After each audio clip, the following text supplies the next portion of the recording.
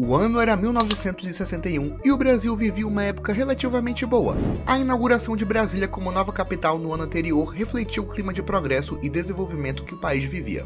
A migração dos campos para as cidades, a revolução industrial e a promessa de um futuro promissor fazia a cabeça do brasileiro daquela época.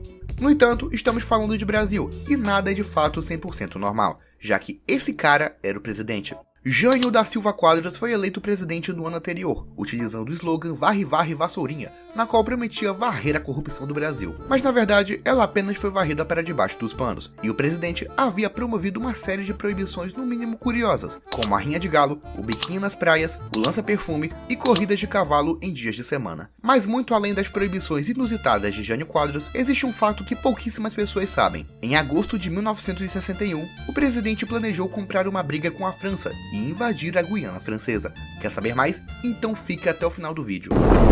Antes do vídeo começar, quero pedir por favor para você já deixar o seu like, se inscrever no canal e ativar o sininho de notificações, já que assim o YouTube avisa quando novos vídeos são lançados, além de ajudar no crescimento e evolução do canal.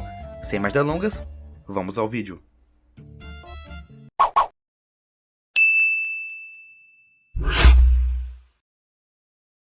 Como já dissemos, o Brasil vivia um período de desenvolvimento industrial no início da década de 60. Um dos produtos mais importantes dessa área era o manganês, um mineral encontrado na Amazônia. Porém, havia suspeita de que o mineral era roubado por traficantes da França, sendo levados através da Guiana Francesa, que, para quem não sabe, não é um país independente, mas um território ultramarino que pertence à França.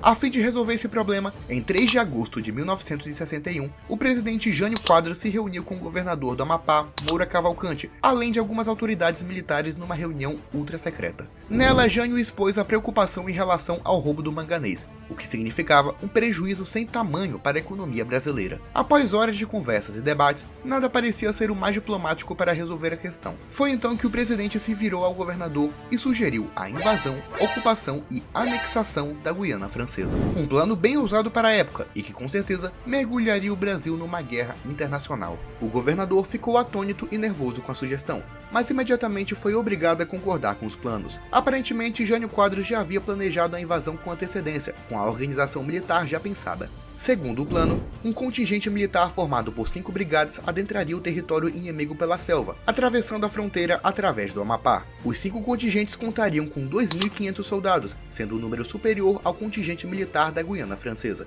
Após isso, o exército marcharia em direção a Caiana, contando com o apoio da Força Naval de Fragatas e Corvetas, que sitiaria a cidade por mar. A Força Aérea auxiliaria a Força Terrestre, atacando bases e destruindo as principais cidades da região. No final, a bandeira francesa seria derrubada e uma grande bandeira do Brasil seria hasteada. A invasão foi chamada de Operação Cabralzinho, que fazia referência ao nome do general Francisco Xavier da Veiga Cabral, que em 1895 havia impedido uma invasão francesa no Brasil através do Amapá.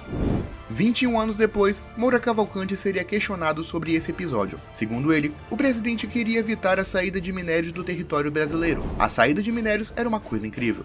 Uma parte saía através da Guiana e a outra através de nosso porto. Ele também lembra que Jânio tinha uma visão expansionista, já que na mesma reunião, ele teria dito enquanto olhava um mapa do Brasil na parede: um país que dominar do Prata ao Caribe falará ao mundo. O que demonstrava o desejo do presidente em transformar o país numa potência mundial, já que a fala dava a entender que o Uruguai seria o próximo a ser invadido. Além de Moura Cavalcante, outras figuras históricas também participaram do plano. O Marechal Cordeiro de Farias, que foi um dos braços direitos de Getúlio Vargas, Golberildo Couto e Silva, que anos depois seria um dos nomes do governo militar, José Aparecido de Oliveira, um homem de confiança de Jânio Quadros, além do então ministro de Relações Exteriores, Afonso Arinos. Todos eles estavam dispostos a realizar a anexação, que segundo alguns, não contaria com grande reação francesa, já que na época a França passava por uma crise devido à Guerra da Argélia, com as forças armadas estando 100% focadas na manutenção do território africano. No entanto, o presidente da época era um homem de temperamento instável, o herói de guerra Charles de Gaulle, que segundo especialistas, não estaria disposto a ver um território ser invadido daquela forma,